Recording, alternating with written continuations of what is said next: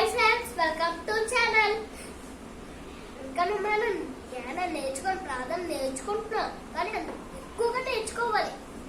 మనం ఏం చేసుకున్నా, మనకి ఏమొచ్చినా మనం చదవాల్సిందే బైబిల్ జ్ఞానం. అవి ఉంటేనే మనం బతకగలం. ఎవరైనా ఏ తాగుటైనా అవి ఉండకూడదు, అవి చెడ్డవి మాత్రం.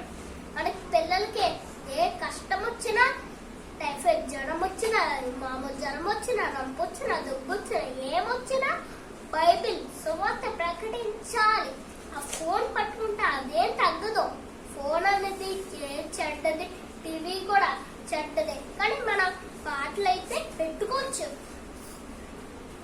నిజంగా మనం దేవుడి లైవ్ వినాలి.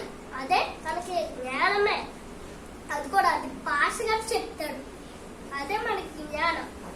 అందుకనే మనం బతకగలుగుతున్నాం. ఇప్పుడు మోషే గురించి చెప్పేసుకుందాం.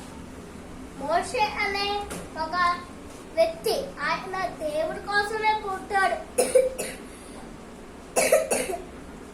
ఆయన దేవుడి ప్రజలు కాపాడదామని ఉన్నాడు. అందుకని ఒక రోజే ఆ దేవుడు ఒక మెర్రి చెట్టు మీద మండి మోషే అక్కడికి వెళ్ళాడు, మోకాళ్ళు ఇచ్చాడు.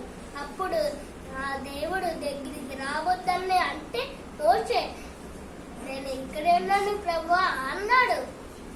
దానికి నేను ఇశ్రాయేలు దేవుడు అని చెప్పాడు.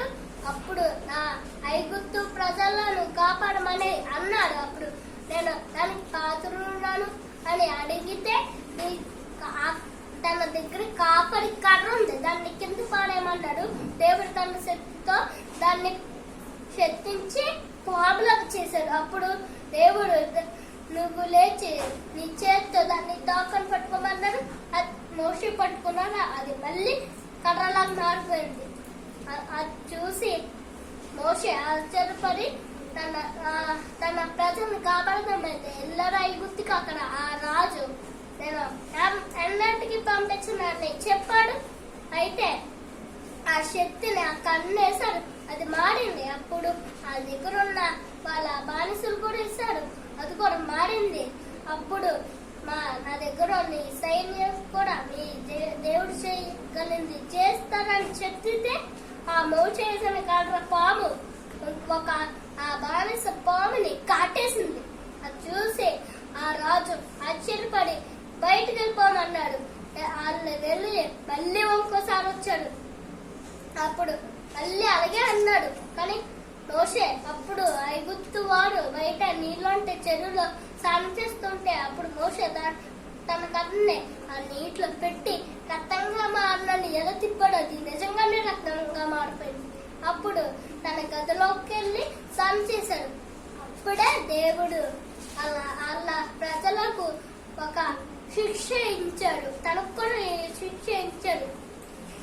ఏగలన్నీ వచ్చి పాములు అన్ని వచ్చి వాళ్ళని మింగేసి అప్పుడు ఆ రాజు తన గదిలోకి వెళ్ళి నీ ప్రజలను ఇక్కడి నుంచి తీసుకెళ్ళిపో అన్నాడు గట్టిగా. అప్పుడు రాత్రే వచ్చి మోషే అందరినీ లైన్ లో కట్టించి తీసుకెళ్లాడు.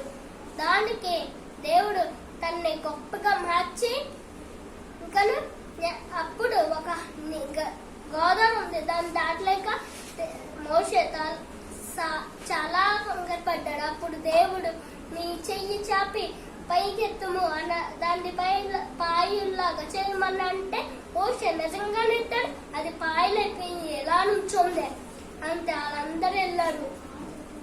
అప్పుడు మోషే దేవుని పర్వతం మీదకెక్కి దాన్ని ఎలా అన్నాడు, అదంతా ముగిసిపోయింది.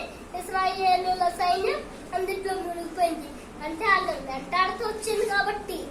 అందుకని మనం ఆయన నమ్మితే మనకి శక్తులు ఇస్తాడు. దేవుడు అవి చేస్తాడని నేను మీకు ఈ మాటలు చెప్తాను. దానికోసమే మనం బతకగలం. అన్నిట్లో మీకు ఏది అర్థమవుతుందో అది వాట్సాప్ లో పంపించి మాకు పంపించమని నా మాటలు ముగిస్తూ లైక్ చేసి షేర్ చేసి సబ్స్క్రైబ్ చేయమని ఇంకా ఈ ఛానల్ కామెంట్ చేయమని నా మాటలు ముగిస్తున్నాను.